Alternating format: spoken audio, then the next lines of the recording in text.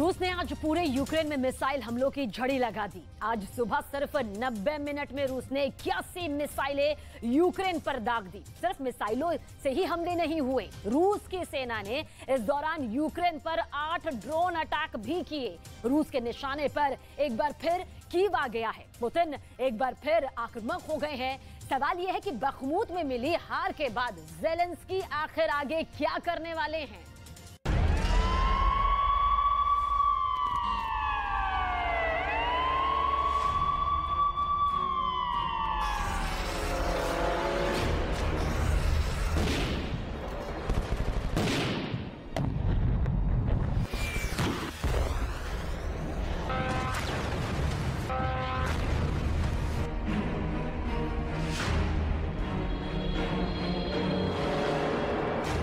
Kyiv में कलेजा चीर युद्ध फिर शुरू हो गया।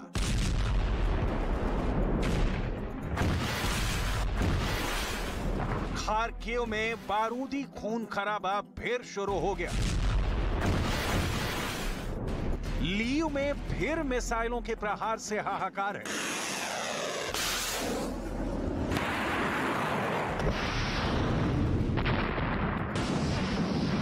ओडेसा में भी रूसी हमले ने हड़कंप मचा दिया है। साफ है, रूस ने यूक्रेन में पूरब से लेकर पश्चिम तक और उत्तर से लेकर दक्षिण तक आसमान से आग बरसाया है।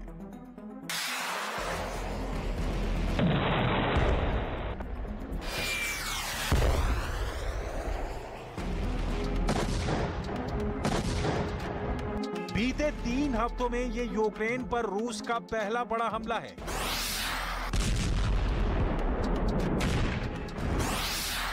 इस हमले में एक बार फिर यूक्रेन में मौजूद यूरोप के सबसे बड़े न्यूक्लियर पावर प्लांट को निशाना बनाया गया।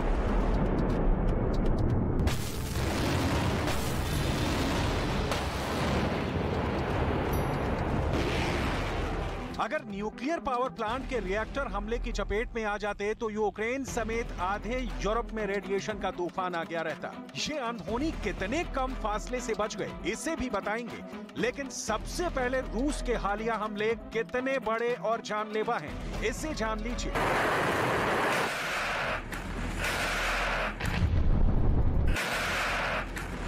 बखमुत की जीत के बाद रूस की सेना के हौसले 7वें आसमान पर हैं।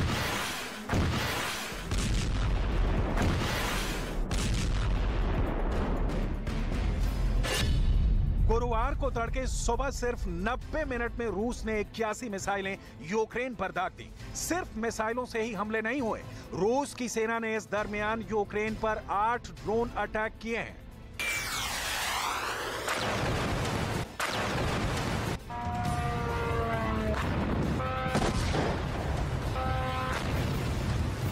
रूस के हमले बता रहे हैं पुतिन एक बार फिर आक्रामक हो गए हैं। एक बार फिर पुतिन की नजर यूक्रेन की राजधानी पर है, ज़ेलेंस्की के घर पर है, उन तमाम ठिकानों पर है जिस पर दोबारा कब्जा जमाकर यूक्रेन अपनी पीठ थपथपा रहा है।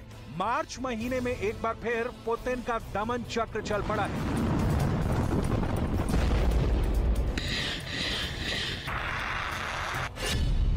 रूस ने मिसाइल हमले काला सागर में मौजूद युद्धपोत से किए हैं।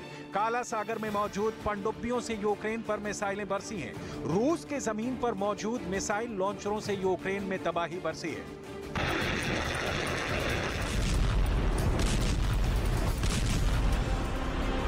रूस के वार के पलटवार के लिए पूरे यूक्रेन में एयर डिफेंस सिस्टम सक्रिय हैं। कीव में एक बार फिर लोगों को बम शेल्टरों में शरण लेने की चेतावनी जारी की गई है। कीव में मिसाइल अटैक से लोगों को बचाने के लिए कीव में जमीन के अंदर कितना महफूज शहर बसा दिया गया है, इसे देखना भी आपके लिए बहुत जरूरी है।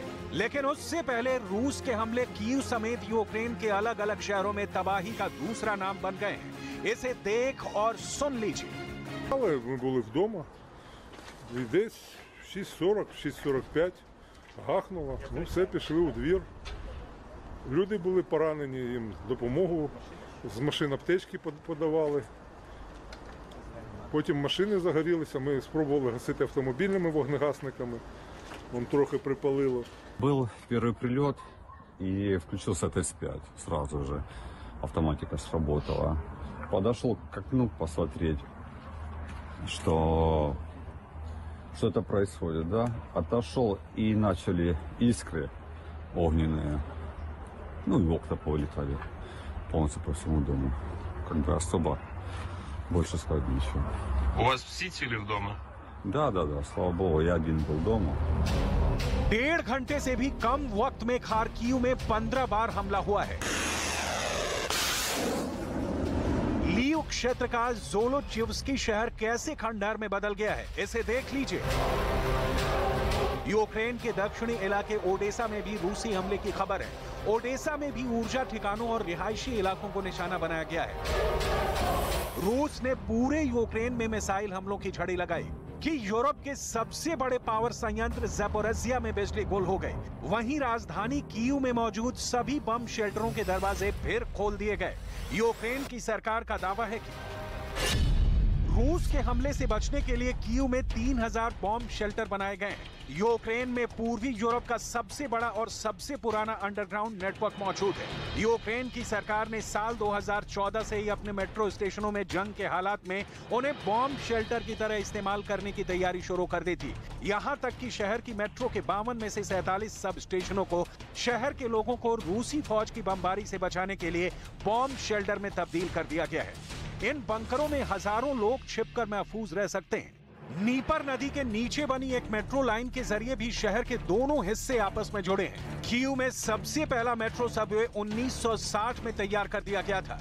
सवाल है, क्या बखमूत में मिली बढ़त ने रूस के लिए जीत के द्वार खोल दिए हैं? बखमूत से कीव 690 किलोमीटर दूर है। कीव के 40% इलाकों में बिजली गुल है। यहाँ लोगों को बॉम्ब शेल्टरों में रहने की हिदायत दी गई है। बखमूत से खार्किव की दूरी 215 किलोमीटर है। यहाँ 15 मिसाइलें गिरी हैं। बखमूत से लीव की दूरी 1230 किलोमीटर है, जहाँ के ऊर्जा ठिकानों और रिहायशी इलाकों पर मिसाइलों से हमले हुए हैं। बखमूत से ज़ैपोरिज़िया की दूरी 280 किलोमीटर है। जब से यूक्रेन ने यहाँ दोबारा कब्जा जमाया है, उसके बाद से रूस ने छठी बार हमला किया है।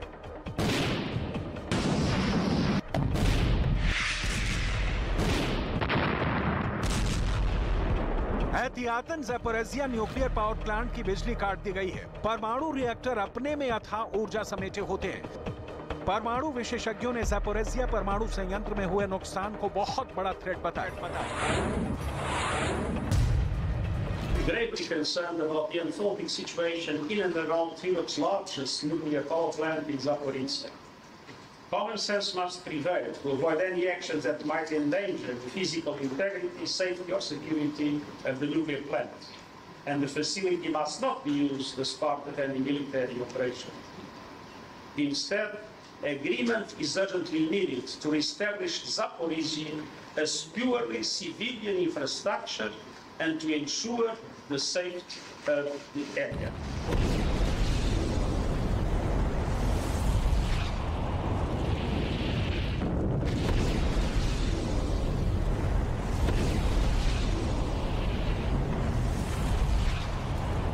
ज़ैपोरिज़्ज़िया परमाणु प्लांट युद्ध के शुरुआती दिनों से ही रूस के कब्जे में था। महीनों तक यूक्रेन की सेना ज़ैपोरिज़्ज़िया परमाणु प्लांट को जीतने में जुटी रही।